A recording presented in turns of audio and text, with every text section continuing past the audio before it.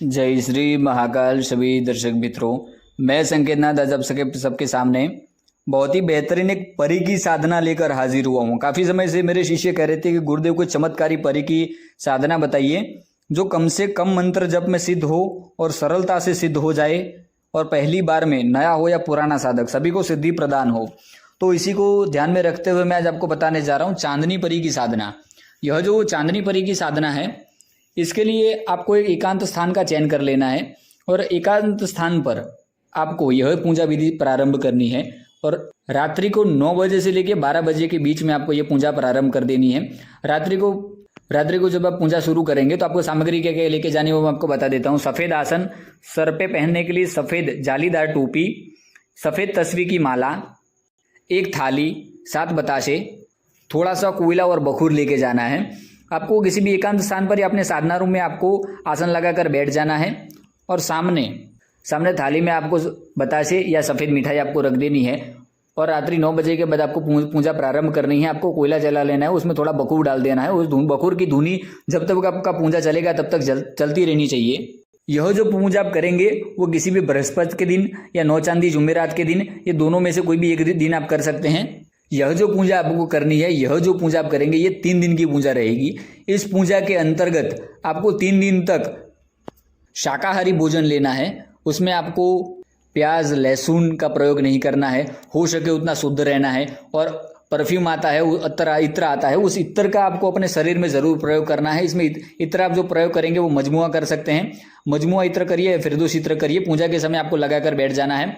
उसके बाद जो मैं मंत्र बताऊंगा डिस्क्रिप्शन में लिखा हुआ है मैंने मंत्र, उस मंत्र का आपको 333 बार जप करना है। मात्र 333 बार ही आपको जप करना है। 2 दिन तक आपको 333 बार जप करना है। जब तीसरा दिन होगा तो 9 बजे से लेकर 12 बजे तक आपको पूरे 3 घंटे तक आपको परी का जो मंत्र है, गुप्त मंत्र, उसका जप करते रहना है। यह परी, चांदनी परी जब हाजिर होती है तो बहुत ही खूबसूरत रूप में हाजिर होती है। तो इसको देखने के बाद साधक का मन विचलित नहीं होना चाहिए और सही तरीके से ध्यान से इससे वचन लेने हैं। ये आपको अपने जाल में उलझा सकती है, क्योंकि अपनी खूबसूरती में जाल में आपको उलझा कर आपसे गलत वचन दिलवा देगी। तो वचन क्या क्या लेने हैं शक्ति हाजिर होने के बाद मैं आपको बता देता हूँ। मुख्य 3 वचन लेने हैं आपको। मैं आपको जब भी जहां भी बुलाऊंगा आप हाजिर हो जाएंगे। दूसरा, मेरा कहा हर कार्य करेंगे। तीसरा, कि हमेशा मित्र के रूप में मेरे साथ रहेंगे, मेरी सहायता करेंगे। और चौथा वचन आप लेना चाहे तो ले सकते हैं कि आप मुझसे कभी भी रूठ के नहीं जाएंगे। फिर आप उनको बुलाने का तरीका पूछ लीजिए, वो आपको अंगूठी दे सकती है या कोई सिद्ध माला आपको प्रदान कर देगी शक्ति।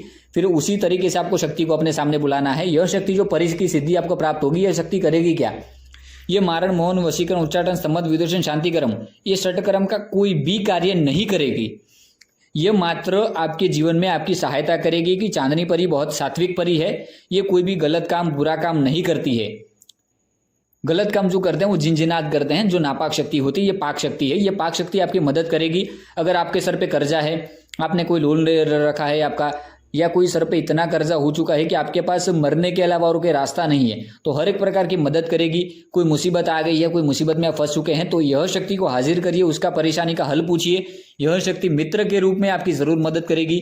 यह जो चांदनी परी की साधना है, जितने भी मेरे काफी शिष्यों ने करी हुई है, इसका उनको रिजल्ट बहुत अच्छा मिला है। तो जो भी ये साधना करना चाहते हैं जरूर करिए। और इस साधना को करने से पहले मेरी एक बार अनुमति जरूर ले लेना। जय श्री महाकाल सभी दर्शक मित्रों, मिलते हैं फिर दूसरे वीडियो में।